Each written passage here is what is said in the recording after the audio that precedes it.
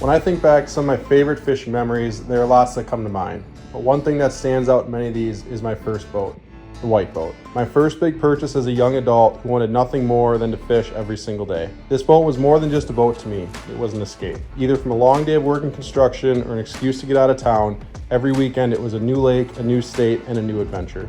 Back then, the species didn't matter. The memories did. Some adventures with friends, but many were on my own. Looking back, I realize now just how much I learned in that boat. Little did I know back then that these documented memories would change my life forever.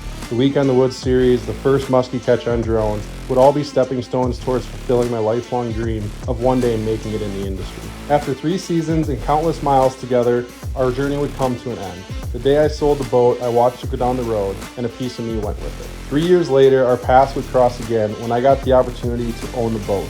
Our mission is simple, to restore the white boat and keep the nostalgia of this boat alive.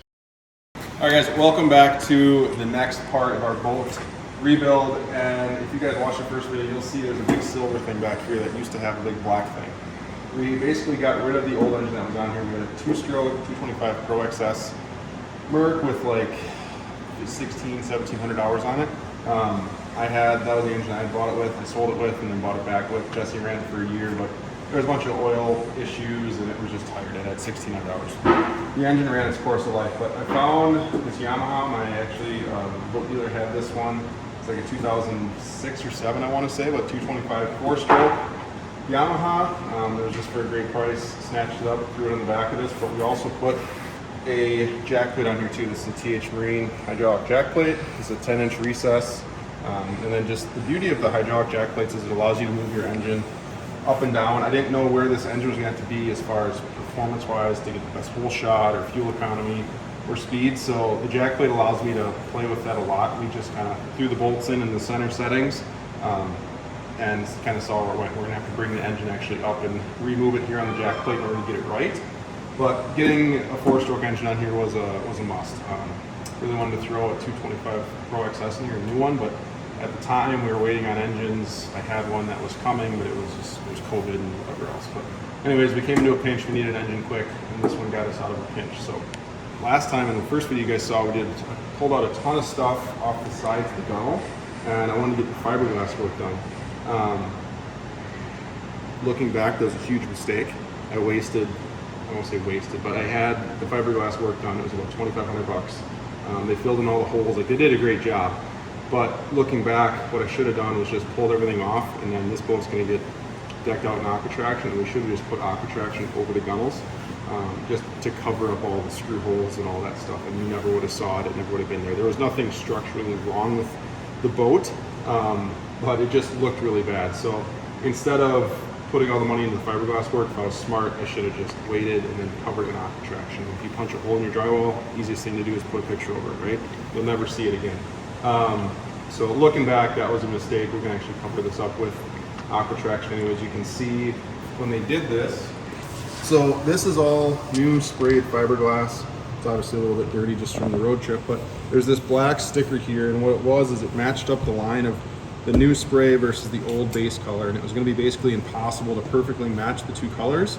So just so it didn't throw your eye off, if you put this black stripe or sticker on here, so that these colors aren't exactly the same, but it doesn't catch your eye as much, just due to the fact that the sticker breaks it up. So, and even the sticker itself kind of is peeling, and it's not a great fix. It helps, but regardless, we're going to take some aqua traction and cover this whole thing up on all the gunnels, protect the glass, and cover any of this stuff up. So looking back, I should have went that route, but regardless, this is where we're at. I was able to throw a cap here on the oil reservoir, so this is where we would dump in all the oil for the old 2-stroke. You can see all the oil stain here on the carpet and nastiness, so that'll all get ripped up, but we put a cap on here so that nothing can get in there, and obviously that reservoir we're not using anymore, so that's all locked up. This stayed here, and I don't know if I mentioned this in the first video, but this is one of my favorite things about this boat is this is a valve for the fuel tank. So there's 2 gas tanks on this boat. There's a main tank that's 50 gallons, and then there's an auxiliary tank that's 8 gallons. So if you were ever to run out of gas, or if your fuel gauge isn't quite right, you always have that 8-gallon reserve tank to get you home. And 8 gallons of gas will get you a long ways in a boat like this. So that's an awesome feature that I really like. When we put the boat away this year, I ran out that auxiliary as much as I could, just so that gas wasn't sitting there over the winter. Another thing we did is we got new seats. These were new seats. The boat was in dire need of some new seats. This one, we're actually already in the next process of video 3.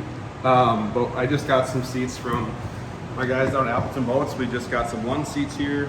They're the ones I run in my 219. They're super comfy and great. But what I did also is we put the Wave Pro pedestals here on the bottom.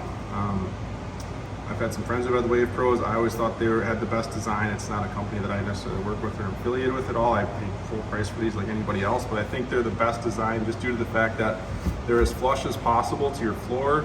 They don't have a big base to them. They don't eat up any floor space, but you still have that cushion and padding in the shock itself, and you can control that with how much air you put in them right here. So I got a pair of Wave Pros for the boat, and then the new Lund seats here is going to be a really nice upgrade for that as well.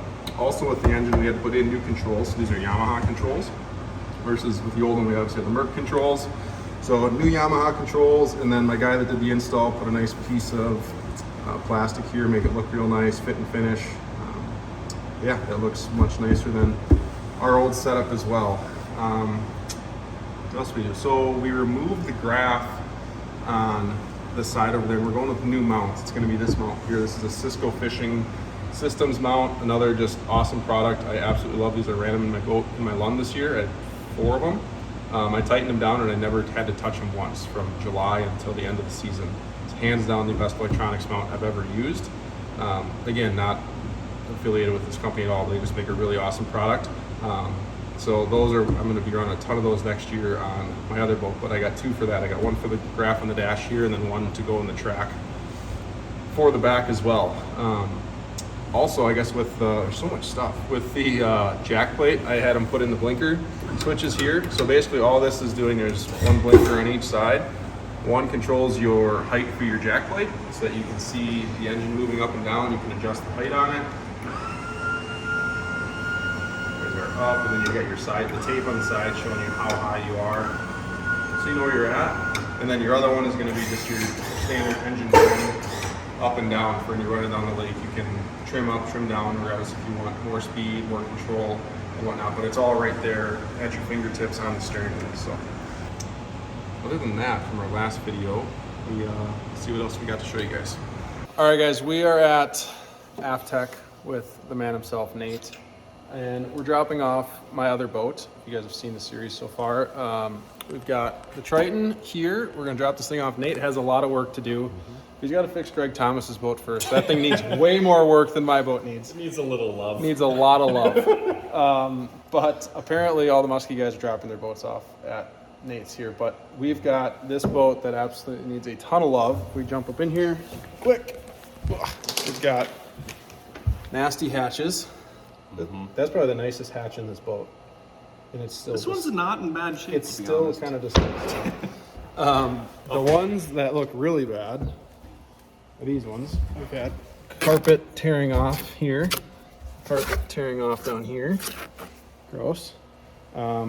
This hatch doesn't even have a handle anymore. But Nate is going to replace all of the lids in this boat, and we're gonna do full aqua traction and Aftech on everything like we did in the Lund. So this is gonna be a big project, big job for Nate. I think he's excited about it. We're gonna get rid of this. Shake the console, Nick. Watch this, guys. That's gotta go. It's gotta go. It's barely holding on by a thread. So we're gonna get rid of that nasty rattly thing, and then we're going to open up basically the whole side of this boat. So you'll be able to stay in the front. There's going to be no windshield there.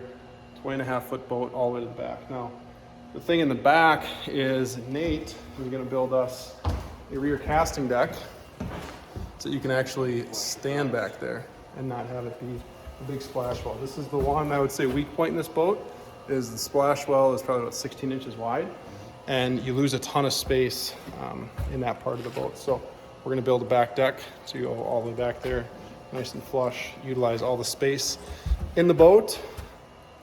And Nate's got a big project ahead of him. He's going to take you guys kind of along on some of the next processes and whole series of what all has to happen. So Nate's gonna walk you guys through a bunch of stuff starting now.